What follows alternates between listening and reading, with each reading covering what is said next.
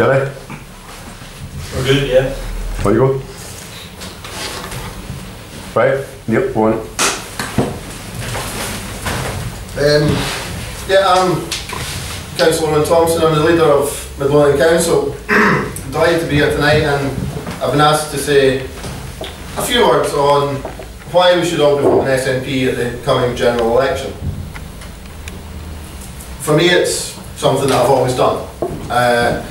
I started on the campaign trail at an early age, probably 8 or 9 years old, with my uncle, and it's kind of always been part of what I've done. Every election since, I've always voted SNP. But that's not the case for everyone. There are many people across the country now who the coming general election might well be the first time you've ever thought of voting SNP, because it was just never in your mind. You've been a traditional Labour voter, many of you, or there'll be some of you who've voted Lib Dem in the past, even the occasional sparse Tory. We know this because there were, across all the parties, a number of people who at the referendum in September last year said yes. When I look at my own local constituency in the general election result in 2005, 75% of the population in Midlothian voted for a unionist party. Only 55% said no. There's a huge number of people in all of our communities who have never voted SNP or a party who supports independence in their lives, but said yes. And these are the people that we need to be reaching out to now, who can help us to not only deliver success in the general election, but as we look forward beyond that, to deliver us ultimate independence when we get the next chance. Because I think I am among many people who think that the result in September last year wasn't a no, it was a not yet. But why should somebody who's never voted SNP before do so? Personally, I think that the SNP stands for many of the things that a traditional Labour Party actually claims to have done in the past. The agenda for social justice, to improve the life of ordinary working people across all of our communities. These are the things that the Labour Party still makes some noises about, but when it actually comes to it and they have to make a decision in the House of Commons, as we saw only last week, the votes aren't there, and their elected members are letting them down, and a traditional Labour voter, their party has abandoned them. And today, to me, the natural home for many, many of these people is to the SNP. Now those are people who perhaps sitting in the Labour Party, but we know that there was a number of other parties within the Yes movement who were campaigning alongside us for a Yes vote. And my message to them would be one of, lend us your support as well, because if you ultimately want to achieve it, the SNP is the machine that can do this. When you look at virtually every constituency around the country, it's the SNP that is in pole position to take out the incumbent MP. I can't think of a single seat anywhere in Scotland where another party would be in a better position. I know that there was some talk towards the end of last year about the potential for us to have perhaps a Yes alliance. Now, to me that's not dead. I think that can still happen. But to get the best results, and ultimately the outcome of any election is about a result, the only way we're going to get that is by backing the SNP. So I would welcome support from any and all parties to get in behind the SNP to ensure we can deliver that. Now I think we know, and there's been a fair bit of coverage in this in recent weeks, that an SNP MP in Westminster isn't somebody who's simply going to go down to the Commons and sit there quietly while the London paymasters tell them what to do. An SNP MP is somebody who's going to go down to Westminster to argue the case, to make the debate, and to put forward the cause for the community that they represent and the people that have put them there. They're not going to be an MP who just sits and hides and is unavailable to anyone. An SNP MP is somebody who will actually be accountable to the people who have elected them. And in many constituencies across the country, that's actually going to be something of a novelty, because they've got these absentee MPs who vanish down south and are never seen until it's about 3 weeks before the next election. Now it's not going to be a long campaign. I think we recognise that. Even from today, it's only about 4 months now till polling day, so it's not going to be a long time. But the momentum's with us. We've already been sort of you look at some of the polls. I mean, I think that some of us are still astonished that they're still holding up, but predictions are 48, 51 seats. Personally, I think that any kind of achievement like that would be magnificent. I'd love us to do it. I think it's going to be a real challenge to do because the system itself is in many ways stacked against us. But just imagine we did that. Just imagine we took out the absolute heart of the no voter base, the no campaign headquarters, if you like, the MP level. Because if you look at who did Better Together send to tell Scotland to vote no, it was their MPs. They didn't put their trust in the members that they have in Scotland. You take out that level of the structures within the Labour Party in Scotland, and they genuinely have to look at themselves and what they do going forward for the future. I think it's actually healthy for the country if we have a strong Labour Party, because any party can become complacent if you've got a very lazy opposition, which in Scotland we actually do at the moment. I would argue that the SNP government is doing a fantastic job because we haven't become lazy, that we've not allowed ourselves to get into the mundane routines of simply governing, because we are continuing to look forward and what else can we do and how can we challenge. But with a stronger opposition, we could be doing actually a whole lot more. And it's healthy for democracy if we can continue to do that. So in fact, a crippling blow to the Labour Party is probably the best thing that could happen to them. And that might sound slightly strange for a member of the SNP to be saying, but they seriously need to look at themselves because they've just lost their way. I mean, a party that came forward and gave the country the National Health Service now votes with the Tories for austerity. Can you imagine anyone ever thinking that you would see that day happen? Yet there it was just last week, and it's not the first time it's happened. Again and again, we're now seeing the Labour Party falling into line behind the Tories. Oh no, we need to continue these cuts, we need to continue with the austerity agenda. Whereas in Scotland we're simply saying, no, we've had enough of that. No more. You can take your austerity and you can keep it. Oh, what you wondered what I was going to say there. No, enough's enough. There is a different way that we can work. I think we look at how our communities can come together. We saw the strength of feeling that came through the referendum and the type of campaign that was run there. It was ordinary people. It wasn't by a sort of high profile person from London coming up and saying you're going to do this. This was our communities coming together to say we want something different. And my argument to you is that a vote for the SNP is that vote for something different. Now I know that the Green Party have already selected a number of candidates across the country, and that's entirely their choice to do. But there are other political parties in Scotland who haven't yet, and I know that I would hope that some of them who are supportive of independence would actually come in and back the SNP campaigns across most of our constituencies. But again, what we saw coming through the Yes campaign was a number of people who aren't actually active in any political party. And I'm sure there's still some of you left, you haven't all joined the SNP yet. But it's people who aren't in any political parties yet. We need to be making sure that even an SNP campaign is welcoming to these people who want to be involved, who want to be continuing to make the change. So I'm certainly locally in Midlothian, vote Owen Thompson won, shameless plug. And I'm looking to hopefully be the next MP from Midlothian, along with other candidates. But want a campaign out there, regardless of who the candidate is, to be one that's all-encompassing. It needs to reach beyond our party, because it's only by reaching beyond the party that we can genuinely deliver the successes and the continued results and the continued momentum that started with the referendum campaign. A lot of people are very tired.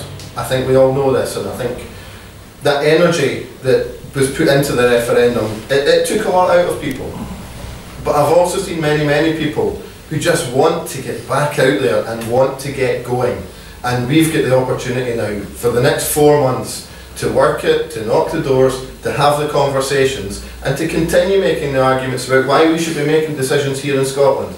Because it's only with an SNP MP, a large group of SNP MPs, that we can genuinely push for the changes and genuinely deliver the promises through the vow and the Smith Commission.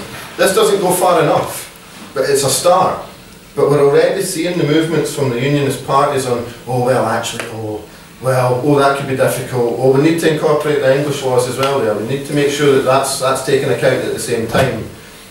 everything has to be held to account and the promises must be delivered. People of Scotland, many said no because of that promise, because it was the promise of more powers that they accepted and believed. We have to be sending down the strongest possible voice from Scotland that says, you made a promise, we are here to make sure you deliver on it.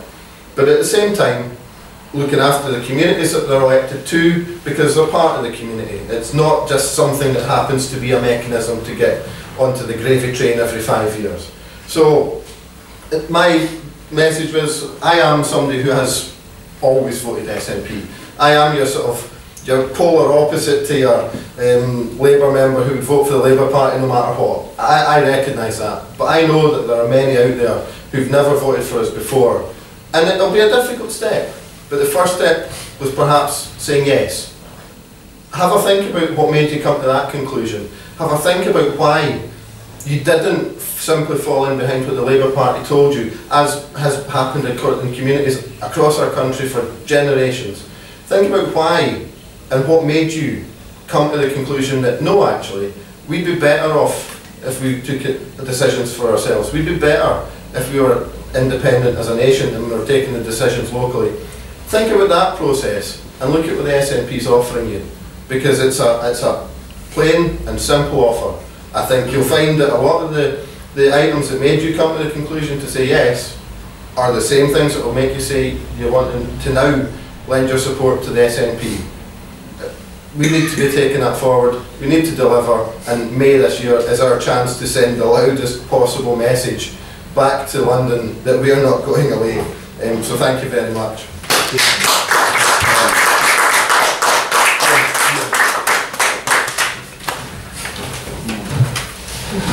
That was a great speech, and it's, I'm not sure if I'm going to follow that, but I'll give it my best shot. Well, hi everyone, it's an absolute pleasure to be invited to speak here, and I'm going to try my best to cover all the points relating to what this is about, the run-up to the general election. You know, I've never been one for long speeches, so I'm going to try and keep this relatively short and to the point.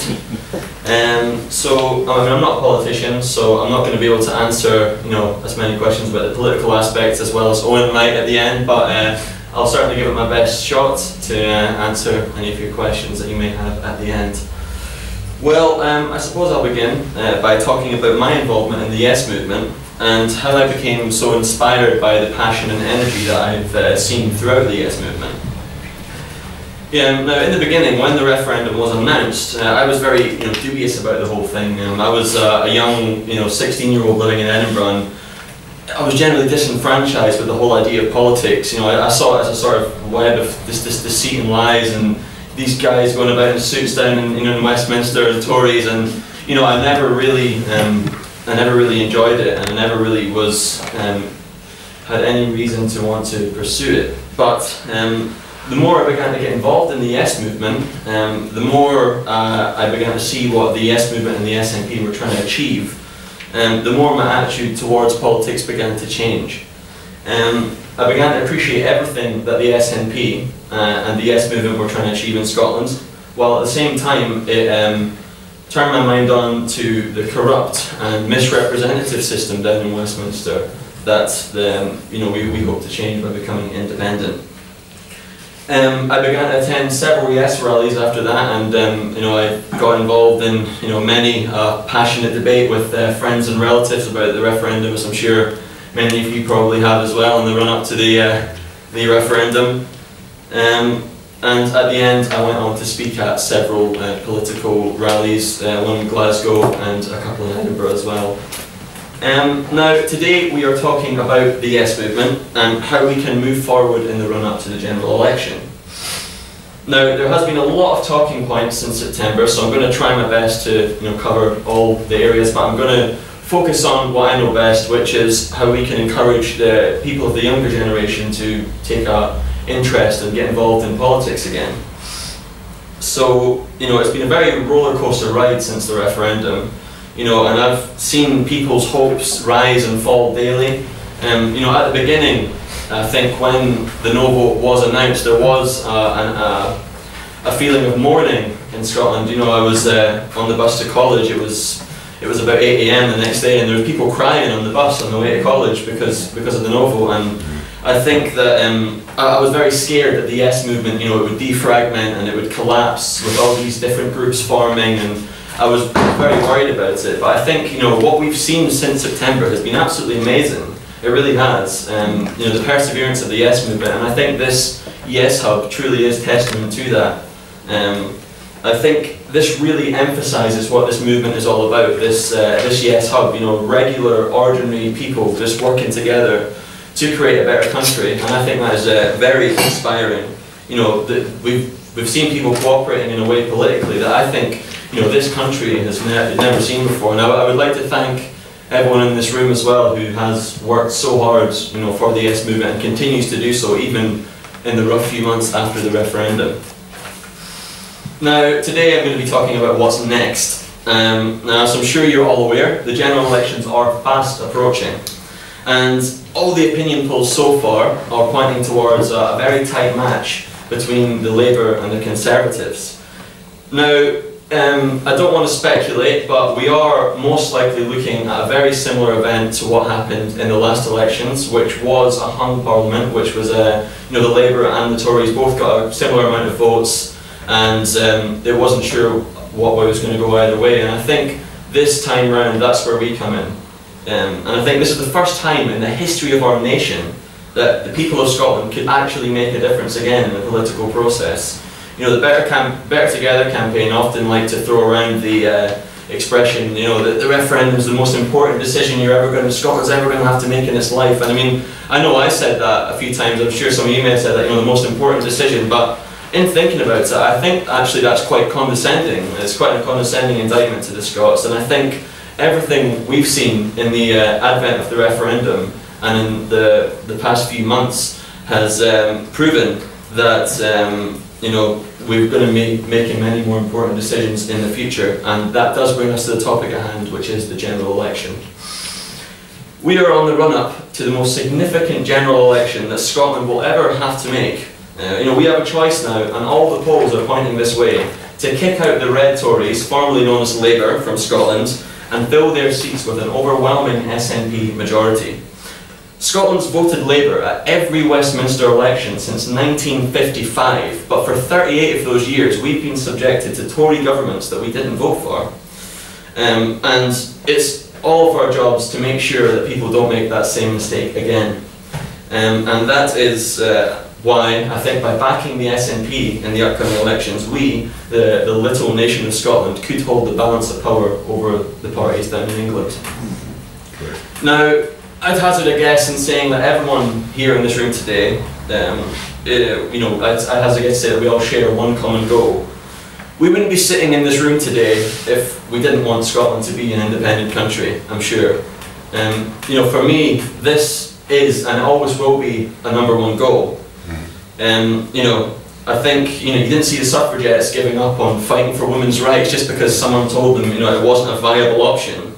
I think the referendum was just simply a setback on the road to independence. And as Nicola Sturgeon said several weeks after the referendum, the 1.6 million people who voted yes were just the base camp. I think we can see the summit now. All it takes is for us to make the climb together, hand in hand with the people of Scotland, and I think that is a climb we have to make with the SNP. Now, I've heard a lot of varied opinions about the SNP throughout my involvement in the Yes movement, but it's gotten to a point now where it'd be very hard to deny that the SNP are the only party who would really represent Scottish interests in Westminster. I mean, we've seen with Scottish Labour, and Joanne Lamont admitted herself that it was simply a branch office for Labour down in Westminster, and she resigned even though she was one of the leading figures in the Better Together campaign. I think Labour and Conservatives have time and time again failed the people of Scotland. Now, I've often said in my speeches at different rallies, it doesn't matter what party you support. If we want Scotland to be an independent country, if we want Scotland to be represented in Westminster, then the only party we can support in the general election is the SNP. Now, we've seen a quarter of young Scottish voters joining political parties since the referendum. And I'd hazard a guess that a large majority of Scotland's younger voters have joined the SNP, like me, and I know a lot of my younger friends have also joined the SNP.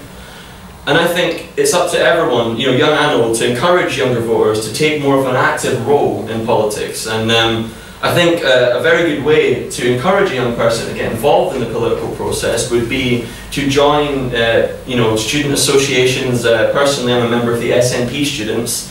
I was at a meeting last Saturday. It was the National Assembly of the SNP students, and it was really good to meet other young people who are, you know, as passionate about politics as I am. And for the ones there who weren't as passionate, it was a good way for them to meet other people who are passionate, get involved, and get encouraged to, you know, support the SNP. And so I definitely encourage the younger voters to join these student associations and get involved in the political process at a level which it suits their education. So I think Scotland's attitude has changed. The referendum has reignited the flame that once burned in the hearts of the Scottish people. Young and old, I think it is up to us to create the future and create the Scotland that we want to live in for our children and for the elderly. If we truly want Scotland to be an independent country, then I think we must put all our efforts behind securing an SNP majority. Thanks a lot for listening. Thank you.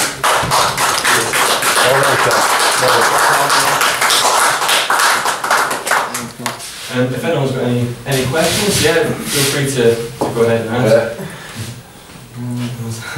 You got any questions? I'll prompt people for questions. There's none as yet.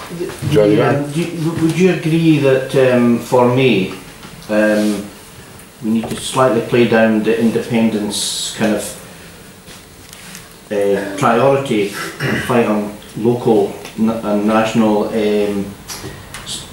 subjects? Because I think that there's a whole raft of votes there that might just sway into the maybe undecided because they think they're voting for independence, and I think the other parties will maybe play on that, and that's not what we're really voting for this time. But I think it's very easy to fall out of the local issues debate, and I don't want us to make that mistake. No, I think to me there's quite a clear message that can be put, because it should be no surprise to anyone that the SNP supports independence. Yep. But we've also been absolutely clear that having set a referendum as the standard by which the country will decide, that is the standard that would be applied at any point it was going to be done in the future. So from that point of view, yes, a vote for the SNP is a vote for a party who wants to see independence, but there will be a very clear message about this is a general election. There are a set list of priorities that we want to see delivered in the term of the Parliament, and things that we feel that Westminster currently have decision making over that must be done. Certain headline issues that we say, if any Labour government, because we've been very clear that we will not back any Tory government, but if a Labour government wanted the support of the SNP, there will be a very clear set of issues that are no-go areas for us. So I think from that we can put forward a very simple message about, in this election, this is what you are voting for. Yes, we are a party who want independence, and there will be no hiding that. But if that was something that was going to be happening, there would be another referendum. So the vote that's happening in May is not the vote in that referendum. So I think the exact wordings and the exact direction that sort of mind thought takes would need some working through, but I think it's probably a relatively simple process to work that through to a format that will ultimately be presented in the manifesto. No, I think that's a good answer, because it's going to be very easy for the other main parties to attack us on that front, which they did in the referendum. Yeah. There's an easy target there, so that's good. Yeah. I think just, I mean, if anyone says, oh, you're just campaigning for independence, I'd say yes. Yes. I am. Exactly. But I'm not. But that's a decision for another day. So I mean, yes, the London parties are probably going to say, oh, this, but I would say absolutely. Every time I knock a door, I'm campaigning for independence. I think but it's a decision for another day. The performance of the SNP at Holyrood, it stands for itself. I think it's got a good balance. Yeah. And great achievement, I think. I'd also say for a vote for the SNP, I mean, a lot of people who voted no in the referendum, I would still encourage them to vote for the SNP in terms of representation as well, because you know, as I said in my talk there about Joanne Lamont resigning from the Labour Party because it was ran like a branch office of the Labour Party down in London, I think that's also another very important thing to consider when voting for the SNP, is the fact that what other party is going to represent Scottish interests, you know, to the same extent that the SNP would, because they're not ran by a party down in London. They're not, you know, they're not ran in the interests of people who don't live here. So, in the sheer sense of representation, that would be a vote for the SNP for me. Yeah, I would agree. We have a few questions from people at home, and do you want to take them one at a time? Yeah. Yeah, sure, why not? Raymond Lennox asks, does Owen think Labour might go into coalition with the Conservatives? Is that a realistic scenario? It's, well, on our current performances, it's not beyond the realms of possibilities. I mean, I think we've all seen many things that we never thought we would see, and that started in the referendum campaign with the Labour and Tories campaigning side by side. I mean, I've got a lasting memory from the night at the count of the Labour and Tories celebrating together. You know, it's, you're just standing there thinking, I can't believe I'm actually looking at this in Midlothian. We're sitting, last year we just talked about the 30th anniversary of the miners' strikes, and here's the same people in the Labour Party arm in arm celebrating with the Tories. I mean, never thought I would see the day. So I think it would be surprising if it was to happen as the outcome of a general election, but I think I'm beyond being surprised as far as the Labour Party goes these days. One analysis I heard was that the Tories wouldn't stand for it because they would see UKIP as a threat should that happen. If Tory voters saw that Tories joined the Labour, they might switch to UKIP at a subsequent election. Well, I think that the thing that tells me the change that's happened is the any kind of electoral compass that you look at now that looks at what the parties are actually standing for now actually measures Labour as a right of centre party. That tells me enough. You know, I think that they're actually quite natural bedfellows in many ways these days. Yeah. And okay, we have another one here from Charles Levy. If SNP take the current role of the Lib Dems after the general election in a coalition party, what's to stop them from currying in with the major party as the Lib Dem sheep have done? I think there's always a danger in any formal coalition that happens. And I know that there'll be a number of scenarios that would need to be looked at in the outcome of a general election, a number of considerations that need to be given to what level of support would have to be given to any governing party.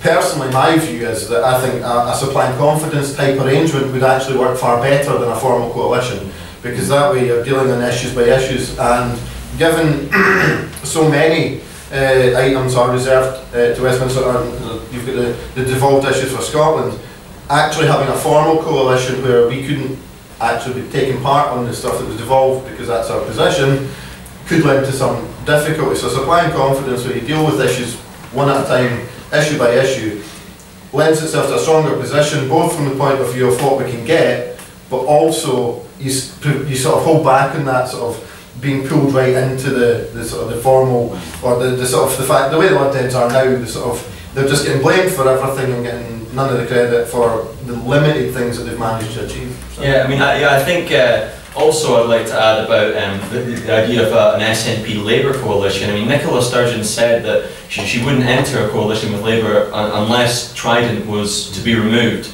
So I think taking that into consideration, the nuclear disarmament aspects of it, I think that alone would be a serious reason to consider going into coalition with Labour if there was the possibility of Trident being removed from the UK. Karen Kelly asks, how would you go about talking to young people who are very influenced by their parents' politics? How would you go about getting them to open their mind to alternatives?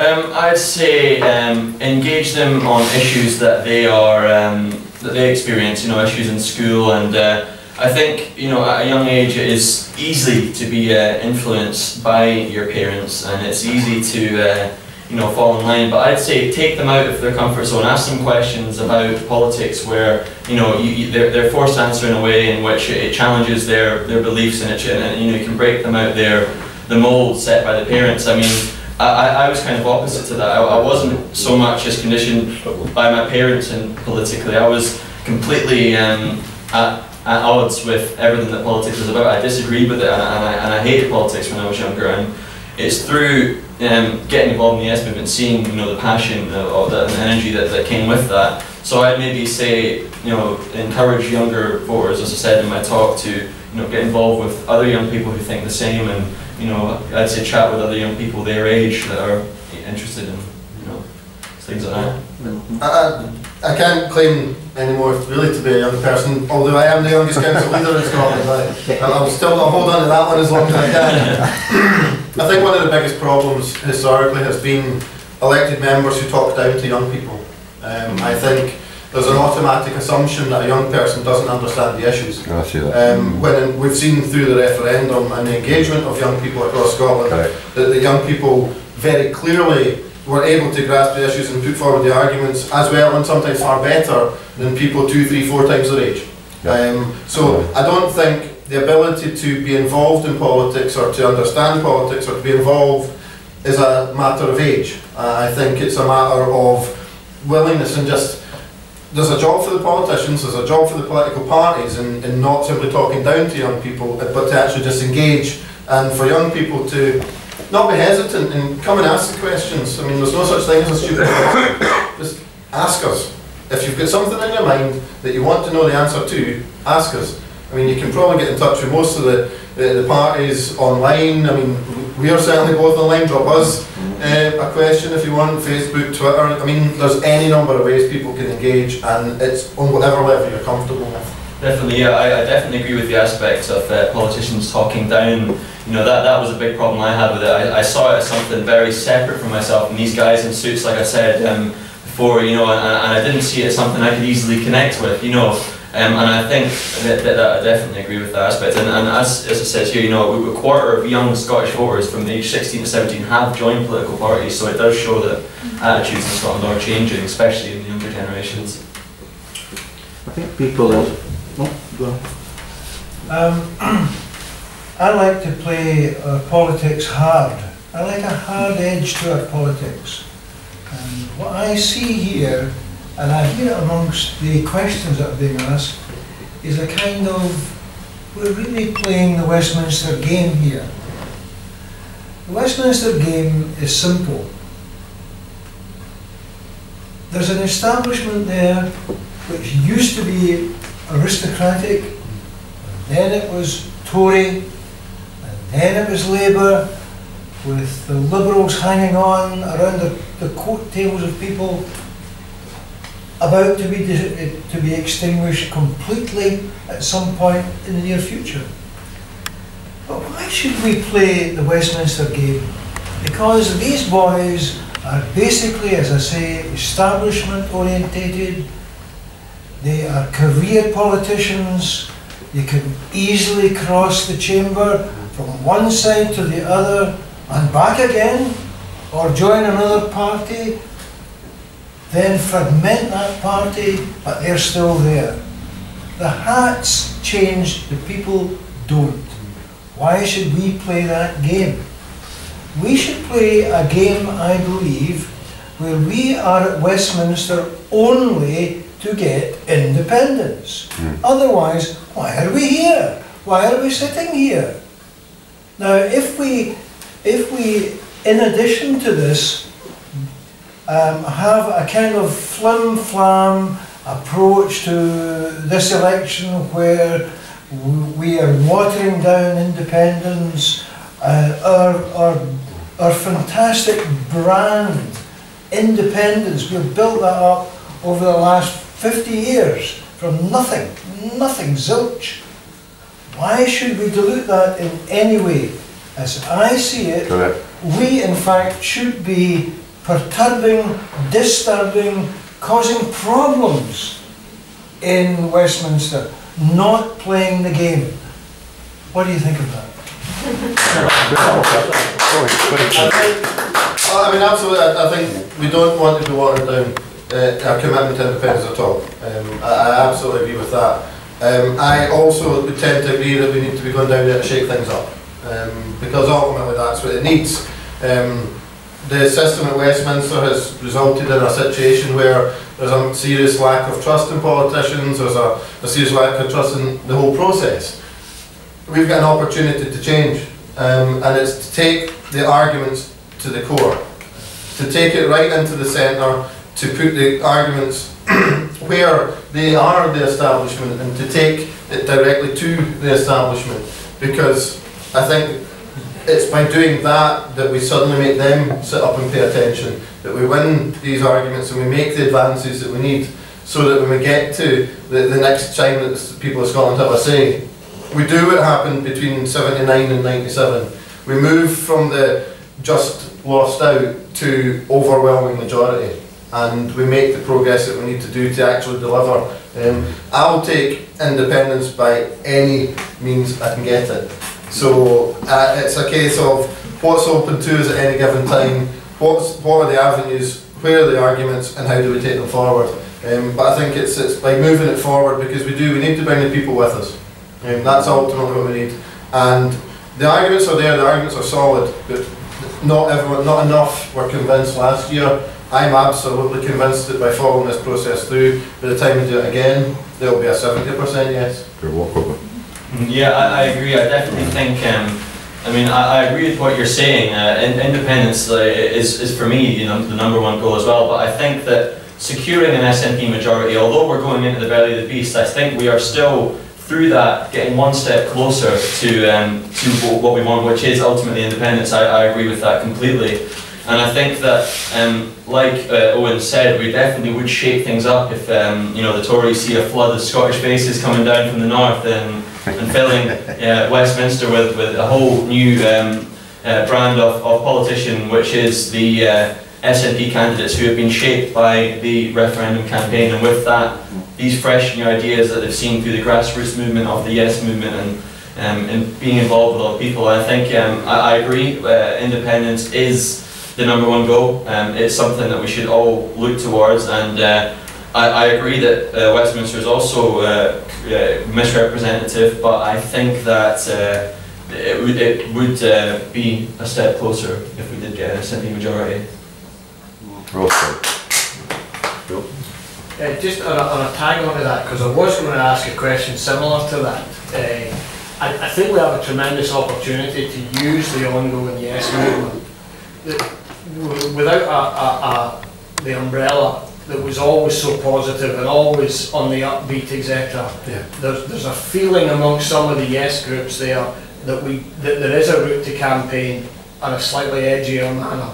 They are not necessarily campaigning party against party.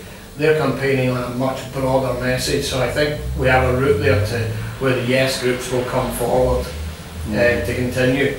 But that's not my question. My question is to do with how we make the Labour and Tory parties predominantly transparent. We see today, the news comes out where the civil service mandarin has admitted that there was no intention for them to honour their impartiality. It was quite deliberate that they were impartial. So as we move through that, we also see the debate in Westminster today, where very few Scottish MPs even bothered to turn up, because obviously it's a bit political for them. We hear talk of, in Holyrood this week, Labour are all but going to boycott that debate because they don't want to take part in it. And then we have Neil Findlay coming out claiming that Scottish Labour's policy is anti-Trident and they're against the renewal of it. And that's just one. There are a couple of examples there in one day. Since they appointed Jim Murphy, we've got about 3 of them a day that are coming out with complete contradiction. So how would you suggest we campaign? Because they won't be transparent. How can we best make them transparent? Yeah, why not? I mean, I think that you're absolutely right in saying that these parties are, you know, they say one thing and then, you know, the leadership says another thing and then opposition says all sorts of things. And I think the way SNP have been campaigning, and I think the proof is definitely in the pudding with the SNP, and that their, you know, years of successful leadership of the Scottish Government, I think goes to show that the SNP are a very strong party that don't tend to swither on a lot of their policies. And I think by remaining resolute in that and remaining as a party which can be looked up to as an example, the politicians can be looked up to as an example by you know, the people. And as I've seen here, I mean, two prospective candidates getting involved in a debate like this, I very much doubt that you would see a couple of Labour MPs doing something similar. And I think that continuing to be the strong party that we've seen throughout the referendum is definitely a way to expose and show up Labour and the Tories. Yeah, I think highlighting their failings. We do need to do more of that. I mean, I think we've got a record of positive campaigning, but there's a place to highlight. I mean, they're doing a great job of it themselves at the moment, I have to say. I mean, it's positions like, I mean, Neil Findlay, I don't doubt Neil Findlay's personal commitment to the removal of Trident, but he can't just simply stand up and say that it's a policy when it's not. The last I was led to understand, he'd never actually taken a position on it. Or some would say they're against, or then you've got others that no, the London Labour Party's position is in support. So it can't be all of these things. And presented with that sort of argument, how can they hide from it? I think there's a very basic demand on anyone in elected office to turn up to the debates that the people would expect you to be at. After all, you're paid to do that job, you should be there. I don't think that's something that's beyond something that anyone should expect. I mean, there's no other job in the world I can think of where somebody could say, oh, no, actually, I don't really like what they're asking me to do today, so I'm just not going to go. Yeah, and MPs are able to do that. No, I don't think that's acceptable. I think going forward, there needs to be a look at how that system works within Westminster and the accountability. And ultimately it's the population, the people who are electing their MPs. I'm like sort of inclined to be a bit more supportive of the sort of recall of an MP, because if somebody's simply not doing it, the people who've elected them shouldn't have to wait 5 years to say you're not doing it. I mean, I think it's not right. And when it comes to issues like this, to sort of not turn up because it doesn't suit, and I mean in the Scottish Parliament, if they're going to do that as well, you just despair really. I mean, people expect, or the very least the people should expect for the politicians is, you might not agree with what they're saying, but at least make the arguments. Yeah. I mean, how on earth are you meant to debate change if you won't even turn up and put your point? Do they really not believe what they're saying that much that they can't even make the arguments? I mean, that's my view on it, that it just absolutely shows up the state the party's in when it's the best thing that they can come up with to deal with a difficult question is, I'm just not going to go.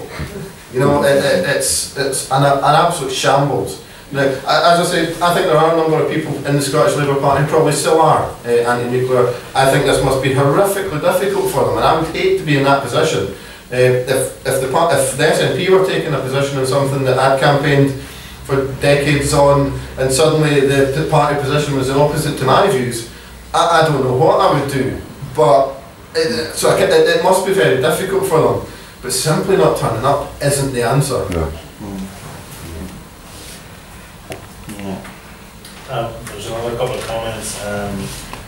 Really on the question of pro-indie parties. I'll take it, there's two different comments from two different people. For Scotland's sake, surely it doesn't matter the mix, just as long as its pro-indie member holds the seat. And they were asking if you would comment on that. And someone also comments that they've heard you before state you're in favour of a Yes Alliance, Owen. And is that still your position? Yeah, I mean, I would absolutely agree with the first comment. I think it doesn't matter what party it is, but I would come back to the point that I can't see a constituency in Scotland where it's not the SNP who'd be in prime position to actually win the seat. Because, I mean, I just can't, I simply can't think of any constituency where another party is in a better position to take out an incumbent unionist MP than the SNP. But there are some where the Greens would possibly be in a position somewhere. I honestly I am the sort of anorak that looks at election numbers. I quite enjoy the numbers, so I've looked at it and I genuinely can't. If somebody could present me with one where they could say, actually, this party in this seat would be in prime position to win here, actually, because we don't think that the SNP's got enough support to win, but this other party, Greens for example, are in a stronger position. Having looked, I just simply can't see any seats where that's the case. But that being said, I don't think that automatically, because it's an SNP candidate, doesn't automatically exclude participation from the other parties. I mean, I personally, I've made contact with other parties to try and get input into how a campaign for Midlothian could take account of the views and campaigns and the opportunities of engaging beyond the party in putting forward a campaign for Westminster. I think there's opportunities there. It's perhaps something a bit more organic than a formal alliance might otherwise have been, but there's absolutely an opportunity to drive that and to have the sharing of knowledge and the combined and the continued cooperation. I just think what they want to do is make sure that whoever the candidate is in the constituency is the person who's going to win the seat, because ultimately it's about the result. That's the bottom line to me, really. Yeah, I definitely agree with you there, and I think that the way things are in the run-up to the general election, I mean, Nicola Sturgeon has stated that we won't be having a Yes Alliance. They'll just be running SNP candidates. There's not going to be some sort of Yes Alliance, and I think that in the run-up to the general election, with the way the system runs down in Westminster, the first past the post system, I think it's not like proportional representation like you have in the Scottish Government. I think that if you do want a pro-independence member to take a seat, it's most likely, like Owen was saying, it's most likely going to be an SNP that is going to take the seat of an incumbent Labour member. So I would say to support SNP fully in the general elections, even if you do support Green. I think the time to support Green, if you are going to vote Green, would be in the Scottish elections, where you can have a chance of proportional representation and where they can get a fair amount of seats, because that's the way Scotland's run. But if we really want to send a message to the parties then in Westminster, Labour, the Conservatives, so we really want to send a message, I think then to support the SNP in the general elections and to get a busload of SNP MPs down to Westminster is probably the best bet. Yeah, I think today, I mean, Labour will be rubbing their hands if the vote gets split between 2 or 3 candidates. Yeah, exactly. So it's not a good strategic move to make. There's a danger of the vote being split as well between Greens and SNP, and I think for the general election we really need to send a clear message. So to back the SNP completely, I mean, even if I was a Green Party member, I think a tactical vote for the SNP would be the best option. Yeah. Do you think that SSP might pull Labour votes? It's possible. I think there's a number of things that are possible. I would imagine which would be a good thing for us, to be honest, because it would dilute. It could be, but I would rather Labour votes were coming to us as a first step towards Labour members recognising that their natural home now is actually. It may well be the SSP, but many of them, the natural home would be in the SNP. Just as long as the defections anyway. So, but yeah, ultimately anything that reduces the Labour vote will obviously benefit an SNP candidate in any given seat. But I would hope that it might be possible that they would come in and back us up. Does anyone know the legal position if we in fact get 30 MPs out of 59? What is the legal position in terms of dissolving the Treaty of Union at that point? Does anyone actually know? I certainly don't have I don't know the legal answer, but I think what has been said by the leadership of the party was that, having set the standard of a referendum, that we would be looking to have another referendum, regardless of having a majority of MPs, be it 30 or be it 59. I think that we have made a very clear pledge that we've set a standard that the population of Scotland will have a say at the point in which we're going to say yes or no again. So I would argue that we can't simply then say, well, we've now got the majority of the MPs. Many of us would like to do that. I think that would be brilliant. But we've set a standard and we have to stick to it. I think we've got the trust. I think as a party, the SNP does still have the trust of the people of Scotland. We've said that, so I think we have to stick to it. I think it would be unwise prior to this election, certainly, to be saying things like that, you know, about UDIs and stuff like that. But then after that election, if we get a lot of SNP people in, things can change. And who knows what's going to come at us. So, you know, we can be, certainly in the short term, I think they're being quite wise by saying, oh, we want another referendum, blah, blah, blah. But that can change too, you know. Yeah, I definitely think, to reiterate what Owen said, we have set a standard for a referendum. So I think maybe a UDI, even if we do get 30 or more MPs, may be a bad idea. And I think, you know, we have set a standard for a referendum, and, you know, I know a lot of polls, post-referendum polls, are now swinging in favour of yes again. So I think that with a strong SNP majority, we would be in a much better position for another referendum if it did come about. Very soon as well. It doesn't have to be 10 years. Hopefully so. Crap, you know. Did you hear that Catalonia are going for a referendum in September? They're calling it a de facto referendum, so probably without Spain's approval or something again. But, wish them all the best.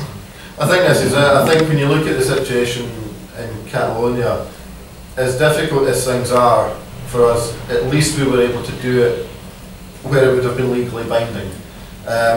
I would hate to be in a position where we were getting the levels of support we are, and looking at the numbers of people that are going to say yes, and the position that they're in Catalonia, for them then to not have it binding. I think that must be so unbelievably difficult.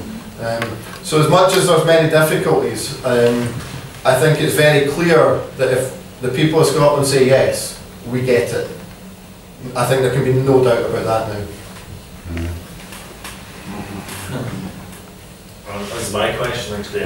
Did you say you're actually running as a candidate to be the SNP candidate in the Midlothian? Yes.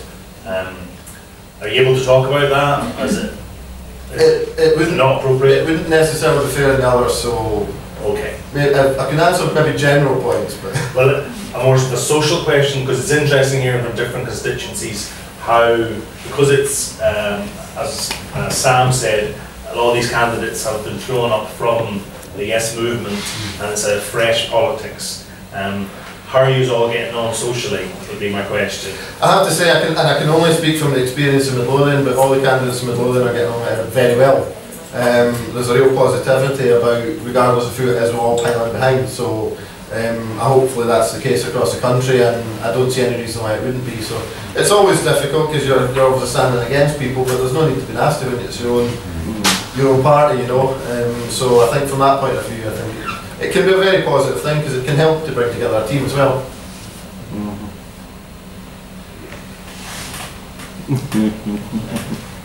And just speaking about say referendums and polls and that kind of thing, the other thing that say, I think it was our good friends in Scotland that did a poll on the EU referendum, is that even though we all yes our own independence, we're against, as a country in general, we're against leaving the EU. Is it a benefit to us? That I know obviously the key goal is maybe like an unofficial Labour SNP coalition. With the Tories obviously wanting or promising an EU referendum, I know it's not ideal and it's kind of almost like tactical, but is that, can we see the benefit in that as well, of letting them almost get their way, so we can, you know, obviously if that's what England wants, then it's kind of like representational of all the countries. There wasn't really a question there. No, but I think in general terms, I mean, yeah, there may be some tactical advantage in that, but I would look to it more from the point of view of if we got to a situation and an in-out referendum in Europe, and England was basically saying we're leaving and we were being pulled out, the impact that could have in Scotland would be huge. I think it's seriously underestimated just how much European money and support comes into Scotland, and I think it's not been helped over years of the media talking about Europe as this negative, bad place that does all these things that are actually incorrect half the time that the Daily Mail reports on them. And the fact that that's been drip fed has led to this perception that Europe's a bad thing, when in fact for Scotland, Europe's actually a very, very good thing that puts huge amounts of money in to support many of our communities that would really struggle if we didn't have it. I think there's a real strong positive argument that can be made for us being independent in Europe. If we were taken out by the wider UK voting to come out, I think the impact that could have on our communities would be far too great to take the risk. As much as whether there may be tactical advantage or not in it, I think we need to be making the strongest possible case that Scotland really benefits from being part of the European Union. I'd agree as well. I think Scotland, the question of Scotland being in the European Union is it's a no-brainer for me. I think that Scotland benefits from a lot of things, trade agreements and money that we get from Europe and all sorts. I mean, even the European Human Rights Bill, which David Cameron is trying to repeal, I believe, and replace with his own strange version of it. I'm not sure what.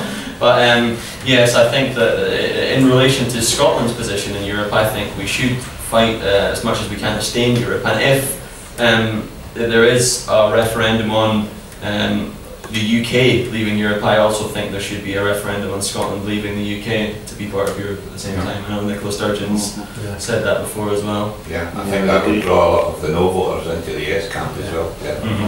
But how could you string that? I think the fact you would almost need the result.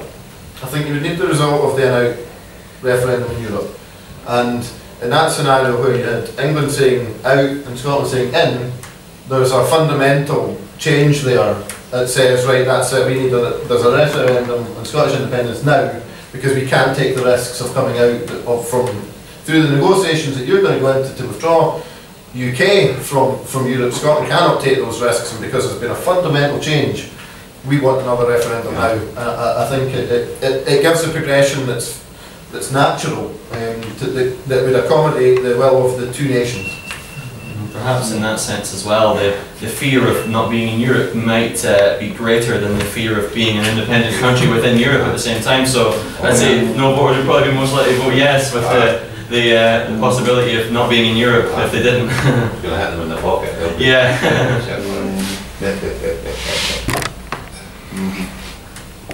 More questions from anybody? How do you feel, at the moment we have a big push on a balance within the party, do you think that that's a positive move for the party, for the movement, for Scotland as a whole to be seen to be advocating more equality, inequality with regard gender, race, religion, and how do you think that differs from what is being pushed at us from Westminster? Definitely, I think the SNP, especially with Nicola in charge and the Equal Cabinet, I think that we are showing an example to the rest of the UK and especially to the House of Commons in terms of equality and equality within the party and within the Scottish Government. I think we are definitely leading the way and providing an example to all the other parties in the UK.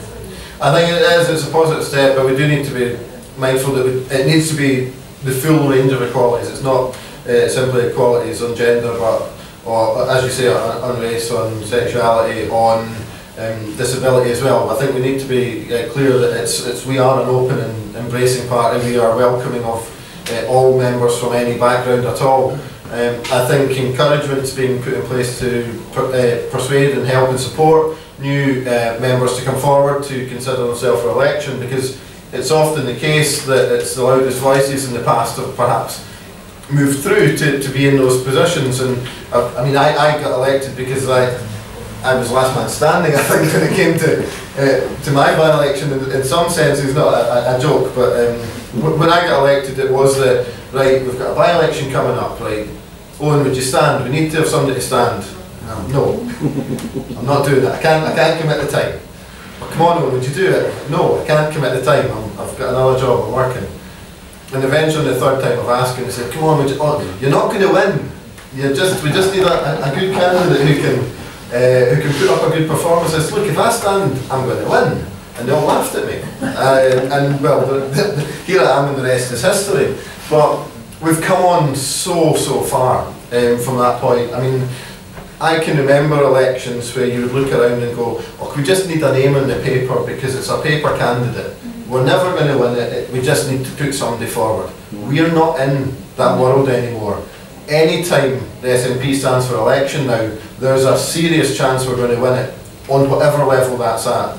So there's major opportunities there, and I think the breadth of the membership, there's so much talent in the membership of the SNP, and so many people who want to be involved from all backgrounds that we can really reach out. And I think the approach that's been taken from First Minister, party leader, down through the party to encourage and support new people who might not have thought about standing before. I've certainly done a bit of work locally in trying to encourage some of the new members to consider standing in future places. At the meeting I was nominated for Westminster, other members were saying, "Oh, this is something they were thinking about," and my response to that was, "That's brilliant.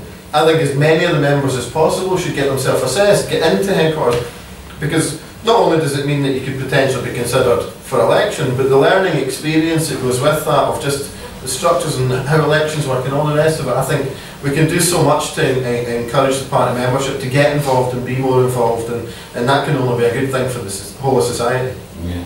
You know, I'm from the Stirling area, and they had 6 candidates at the hustings for the Westminster one, you know, and all 6 of them were of excellent standard, like, and you were really struggling to pick a 1, 2, 3 out of that because it was so good, and you know, it's just amazing. Yeah.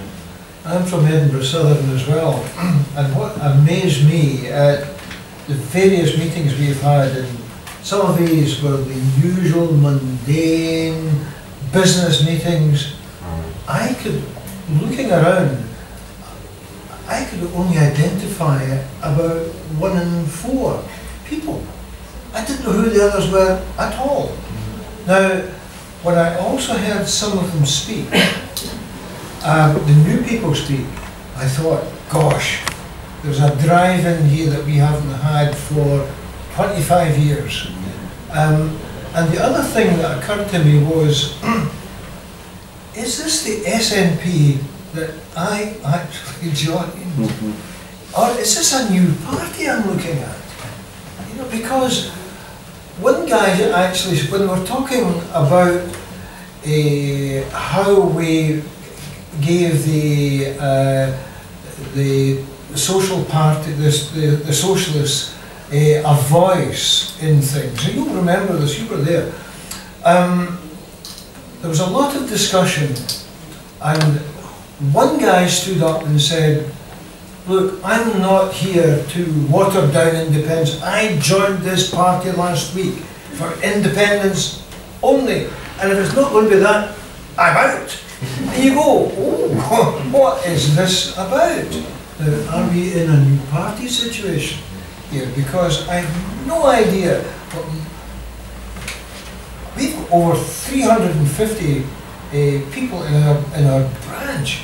Gosh, we were struggling to get 15 people to a business meeting at one point. It's all changed, and they want things that are different. There's a drive and enthusiasm that I have personally never encountered, and I tell you, I've spoken to a lot of people who've been in the SNP here in Southern and Newington before that, and they have no idea how to sort out our branch. It's just guddling along at the moment.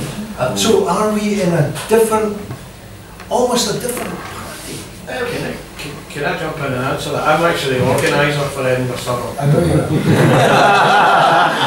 are. Guilty. Although Newington's not my branch. That's me. Yeah. Passing that off. We've gone from... I'm sorry about that, mind you. We've gone from on the morning of the referendum, we 346 members, and we're just shy of 1,400 now. So the rise has been phenomenal. It's gone from about 100 people to nearly 400 now.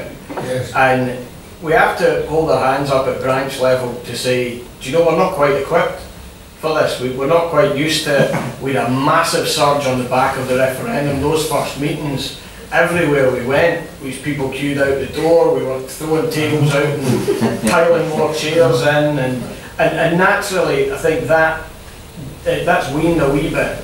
But I firmly believe it's going to come back. You know, when we start to campaign, I believe those numbers will come back for us. There is an ideology I've given out there to the branches to try and adopt, to do with getting the business out of the way, and then having speakers coming in. And at constituency level, that's how we're looking to operate as well, where we have bigger speakers coming in. We had, like Ian McWhirter came and spoke for us, and because that's what people were used to. People who've joined us through the Yes campaign were used to a high energy campaign. They're used to big name speakers coming in. They're used to, you know, it being very topical by way of conversation and speech. So we will carry on down that route, and we will get there. There's a slight side bit to that when you say, is the party changed and is it a different party now? Do you know it might be? Because we've all these new members, and we are walking out the Greens as well, but to a lesser extent. But we are a hugely democratic party. You know, we come through resolutions at branches, go to constituency, we go to conference, we debate them, we vote on them at conference, the best example being the NATO issue. Now, if there's been a better debate in conference than our NATO debate, and I know in all the years I've ever been sufficiently geeky to watch conferences or go to them, I've never seen it. It was fantastic. And if we nurture that, that's a huge energy and a huge positive, but you know, it might just change the direction of the party. But then essentially the SNP gene will still be for independence. But you might question why over 40 years shouldn't we morph or evolve, you know. Well, I think if we didn't, there might be a question there anyway. But I think if you look back it's probably a positive thing. Even in the time I've been around the party, there have been changes. Yeah. I think it's a natural process. Yes. That over time the party adapts, and I think there's a new impetus with the new members, because it's a lot of people have joined because they want to get stuck into campaigning. And you're right, the way that the traditional structures have operated do need to be looked at, but that's no bad thing. I think that itself it keeps us all pushing forward and driving to our ultimate goal. I think as well, in terms of the party aspect, I think that the way that how the party is changing is, I think it's a sign of the changing political landscape in Scotland in wake of the referendum. You know, with all the new people we've seen engaged, especially all the young people, I think that the party changing is simply the party adapting to the changing political environment of Scotland. I think as well that people have watched the way that the politicians in the SNP comported themselves during the referendum campaign, and what it gave me was, it gave me back politicians that I could be proud of, and I could shed tears about when I saw them being, you know, in a one-sided battle. And so they've played a big part in that as well, and you know, we've become much more a party for social justice now, and I can buy into that, you know. But they've really helped the people who were out there fighting their corner against all the odds and against the BBC and all the gerrymandering and the crap. You know, you look back, you can be proud, and we've got more to come, like yourself, and yourself, Sam, we've got more to come. I think when you look at the SNP and you look at the cabinet, every single member of the Scottish Government Cabinet is a campaigner. They didn't come into it as politicians. Every single one of them came in as a campaigner. And that's the same across the board for the majority of the elected members of our party, if not all the elected members of our party. Every single one of us came in as a campaigner, knocking doors, putting out leaflets, getting stuck in and just doing whatever needed to be done. I think the Labour Party left that behind a number of years ago. Now, we've managed to hold it and become a professional outfit, which I think is a fine balance. And I'm glad that we have, but it's something that we need to continue to push on with. And I think that's why it comes through that when people see the senior membership of the SNP and the Cabinet, and they can relate, because we're ordinary folk. It's just, we're just like everyone else. Common Scots. We're just, We're just there because we happen to have been getting involved and getting stuck in and getting on with the campaign. There's some comment on the they're all chatting away now, but apparently Brian Donoghue made a bit livened up the Trident debate after being in the bar, possibly. There weren't many other Labour MPs there. But anyhow, the conversation came around to, we were talking about alliances, we're also talking about gender balance, but that sort of ties in with the alliance that is naturally happening already with Plaid and the Greens. The MPs they already have seats from those parties. And we saw it in the austerity debate. And if you look at the 18 plus the 2 tellers that voted against the motion, there's a few from Ireland there. They never really get mentioned, the SDLP. Wonder is there any scope for working alongside them? I mean, there's even one Democratic Unionist voted against it, Jim Shannon. I'm not sure what the story is there, but fair play to him. I think in a scenario where you had a significant number of SNP MPs as a sort of core, because they would be, a large SNP grouping would be the core. I think we have to recognise that the Greens may make some advances in England. I would hope, certainly at the expense of UKIP, you would hope that there will be some additional Green MPs from south of the border. Hope Plaid have a great result in Wales. Obviously we've got the advantage of coming in off the back of the referendum and all the momentum, so you would expect that in any grouping of that shape or size that the SNP will be a major force. I think on that platform, alliances will come and go. I mean, there'll be issues we can agree on with other parties, there'll be issues we can't agree on. And I think this is where I come back to a supply and confidence type arrangement, that you can have different alignments on different issues. And ultimately, if we're looking to pursue our goals, we need to be securing as many votes we can to secure the votes we need. That's what it comes down to, because it's only then that we can make the changes we need to the system down there that can deliver us the ultimate result we want at the end of the day.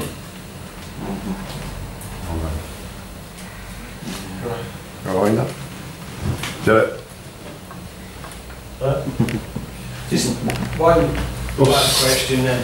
And finally, just while we wind it up, as a day job, I work for the third sector group, the Cyrenians. They're the most wonderful, fantastic organisation.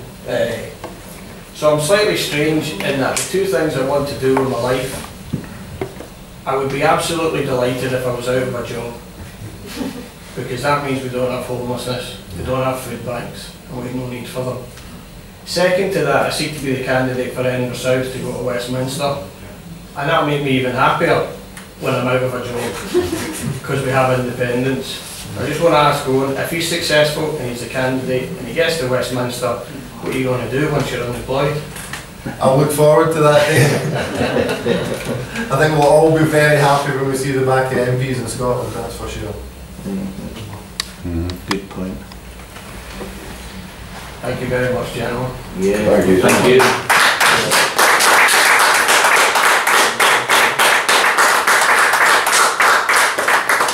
Well done.